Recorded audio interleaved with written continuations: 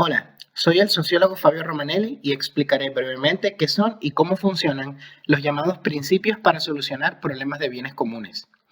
Cuando un Estado A necesita resolver un problema que es de su interés, pero necesita la colaboración de un Estado B, al no poder físicamente forzarlo a actuar como quieren por el principio de soberanía nacional, tienen que influenciar al Estado B por medio del uso de su poder de una manera más indirecta.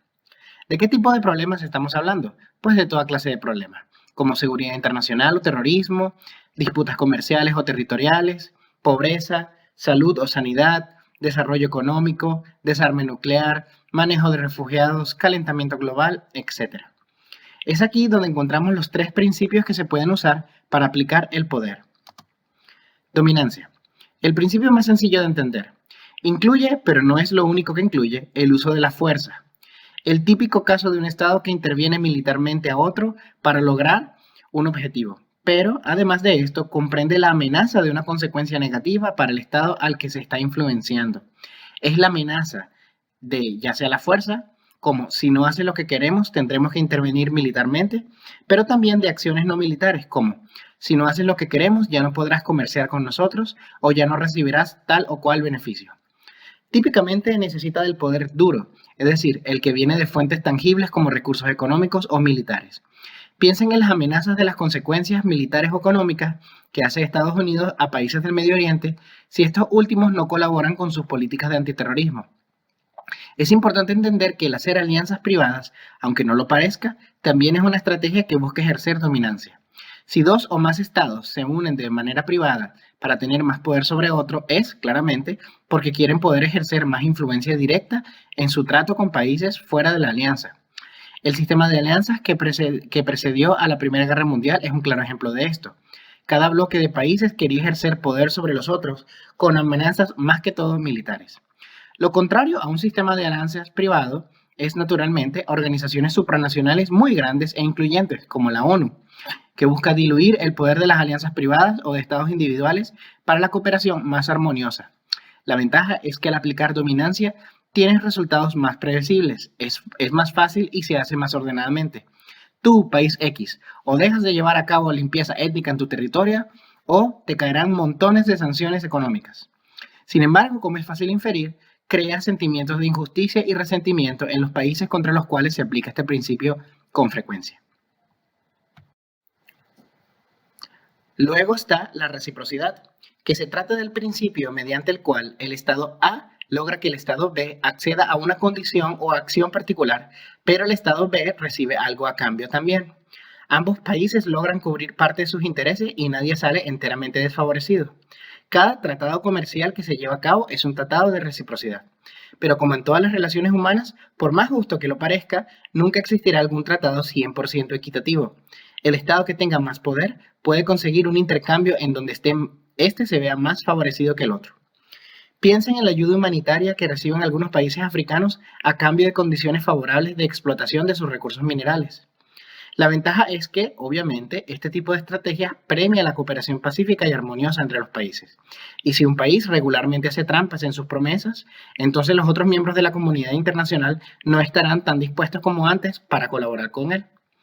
Las desventajas incluyen que si alguno de estos estados no tiene algo que dar a cambio, entonces pues no recibirá ayuda. Además de que llevar la contabilidad y supervisión del montón de tratados que se celebra cada país con los demás resulta muy difícil. Piensen en cuántos tratados comerciales bilaterales existen entre dos países vecinos. A menudo es uno por cada tipo de industria o producto. Por último está la identidad. Es el principio mediante el cual los países pueden redefinir o incluso sacrificar sus intereses originales para beneficiar personas dentro de un marco identitario en particular, sin recibir nada a cambio. Cuando dos estados comparten similitudes culturales o religiosas, uno de ellos puede apelar a ese sentimiento de identidad en el otro para recibir algún tipo de beneficio, sin que el que ayuda se beneficie directamente en algún sentido directo o físico.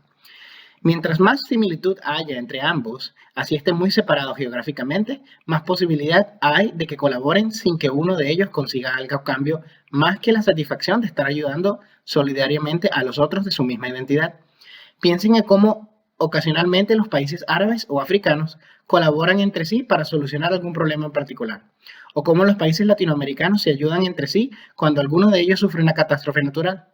Es más probable que México, por ejemplo, se ponga del lado de Costa Rica si China amenazara con invadirlos. Costa Rica, en este caso, por ser un país con gran cantidad de poder suave, podría convencer a sus vecinos latinos en cuanto a que comparten su idioma, religión y muchos elementos culturales para hacer frente a un enemigo culturalmente distante.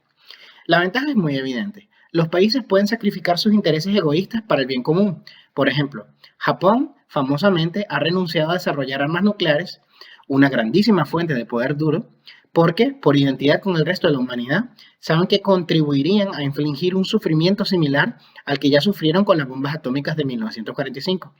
Es por este sentimiento de identidad, cuando se hace en el sentido más amplio posible, es decir, con la identidad del humano por encima de cultura o religión, que los países como Canadá, Japón, Dinamarca, Suecia, Noruega y otros tantos donan ayuda humanitaria a países pequeños que nunca podrían dar algo a cambio, algo del mismo valor, a sus benefactores.